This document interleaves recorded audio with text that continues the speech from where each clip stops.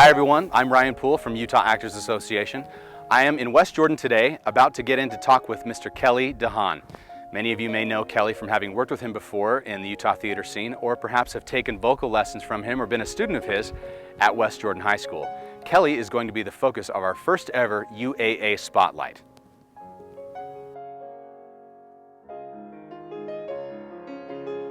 My first encounter was in 8th grade. We did a musical called Petticoats and Pettifoggers about the women in Utah earning the right to vote. I played Guy in Vest, and it was awesome. And my favorite memory from it was being able to watch Natalie dance on the table in front of me. It was life-changing.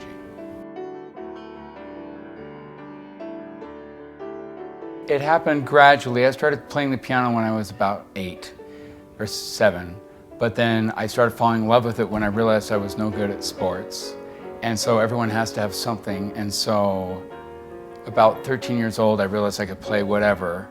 And that was my one beauty. And so I really went for it, and I decided to just go gung-ho. And then when my voice finished changing, about 9th grade, I realized I could sing. And so those two things combined got the attention of the girls, and loved it. I was declared as I was pre-med for a year, determined to be a doctor, a pediatrician. And after about a year of that, I realized I hated it. And my wife and I were sitting on the front lawn having family home evening, and I broke it to her and I said, "Shell, I have to be a music teacher." And she just said, of course you do." And that changed everything. My whole life path just went to music from there, that day on.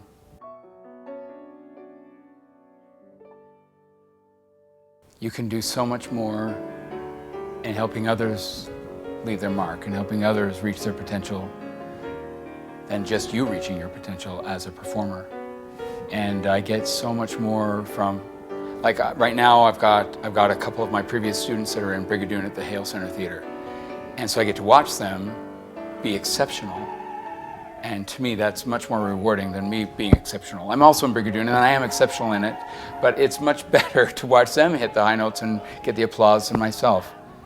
And I mean that legit, seriously, it's better for me to teach it. People need to know their type. People want to be whatever the lead is, whatever they've dreamed about playing, the lead that they're attracted to as a kid or as an adult. They want to be that vocal type and that body type, or that, and they don't see themselves in the right type. And so I don't know if you can fix that, except to be honest with them about what the expectations are. But then, beyond that, if they're going to audition for that, then as a teacher you need to support them. It's their money. You're going to support them and encourage them as best you can and try to be a dose of reality.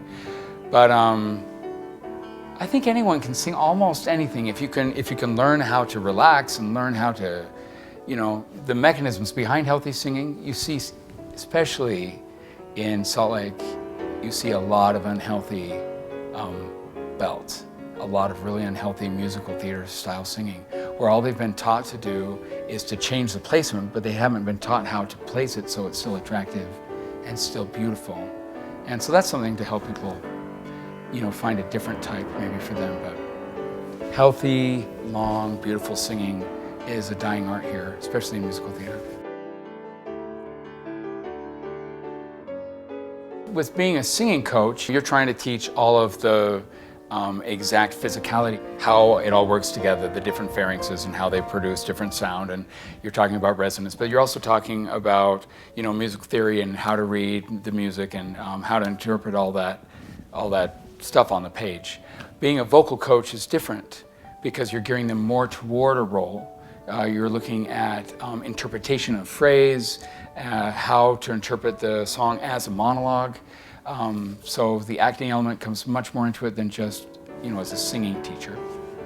But I think there's a lot of overlap with the two because you want all actors to be healthy.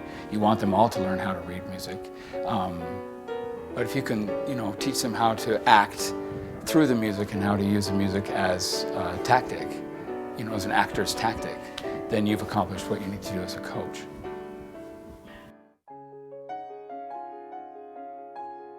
there aren't a lot of us in town. There are, but they're all just full. And so you have to dig. You have to do shows and get to know people. Look at someone that you respect, her singing, you know, what is she doing and who did she study with? And if you have to travel down to Provo to get that kind of direction, or if you have to travel up to Weber to get that direction, then do it. And then maybe they will have some recommendations. Or, you know, don't look at it as you have to take every week a weekly lesson with a vocal coach. With your singing teacher, yes. With your voice teacher, maybe so. You want to take every week and you want to work on different things and set goals for yourself. But with a vocal coach, if you want to get a certain role, then you need to dig and you need to find who those people are who understand the gig. They understand, you know, what the producers are looking for, or they know the directing teams that are going to be around and what they're looking for, and then bend their ear and get them to listen to your voice. Maybe you only have to set up with them, you know, twice before an audition, or once in the middle of a run, just to check how you're doing and are you healthy and everything else. Or find a good voice teacher who can give you both. They're around, they're expensive, they're around. Vowel modification. Vowel modification can make it so you don't get the part that you want because it makes you sound ridiculous. When I was at the U, working on my undergrad in choral conducting, I decided early on that I was going to learn how to teach every type of voice. And so I would go and play for all my friends for free for their voice lessons. So I could watch how to teach a soprano and how to teach a tenor and a bass and whatever, in all different styles of singing. So I'd go and play for 12 different lessons every week for free, but I was getting taught how to teach these different styles of voice for free. So it was awesome. So I feel like I have learned how to listen and have singers approach their notes healthily, but also in a way that won't seem fake.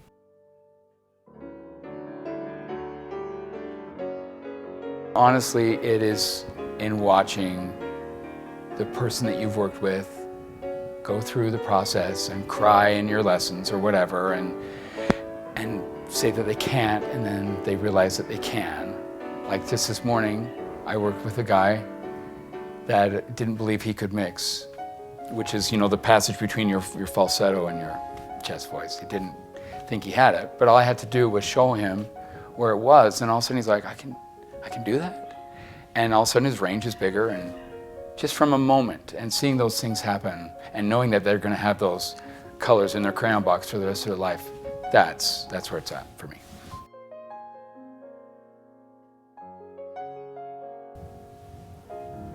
Family. Douchebag.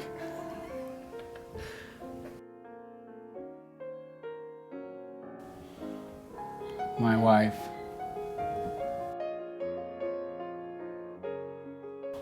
Tenors. Just kidding. What do you call it when people are full of themselves? Arrogance. Bacon sizzling. Nice.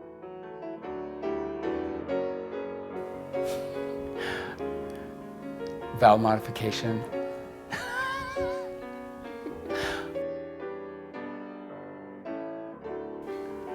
Oh, I try not to use them very often, but I love the word bastard.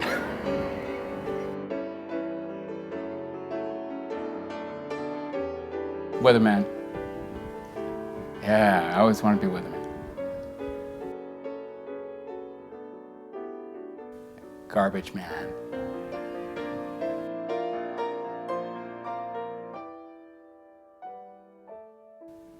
Good job, dude. Come on in. Right? Because then he'll be all chill. He'll be like, cool with my problems. Oh, there you are. I've been waiting all this time. High five.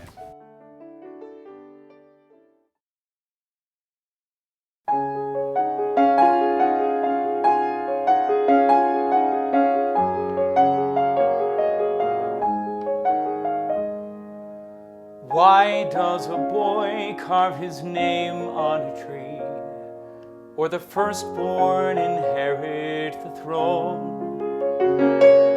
What is a sculptor aspiring to be when he spends half his life carving stone. Kings build their tombs for the ages, poets and fools fill up their pages. What are we hoping for? What do we fear? I say we yearn to leave something that lasts, to be known for what little we've done. Men tell their children the tales of their pasts, and each man gives his name to his son. Something in song or in story, something in blood, something of glory, something that won't fade away in a year. Well, I will not flicker and die like an ember. Too many men flicker and die. I will leave something behind to remember. Somehow I must. Don't ask me why. I have no son, at least none I can claim, and no patience for carving in stone. All that I have are my skill and my name, and this chance to make both of them known. This is my key to the portal, how I can leave something immortal, something that time cannot make disappear. Something to say, I was here.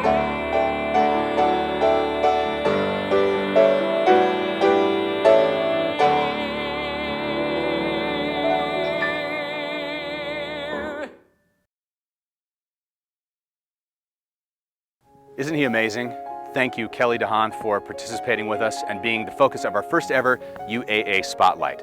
Kelly is going to be teaching a master class with Utah Actors Association on January 25th. For more information about how to become a part of that master class or on how to become a member of Utah Actors Association, go to our website, utahactorsassociation.com.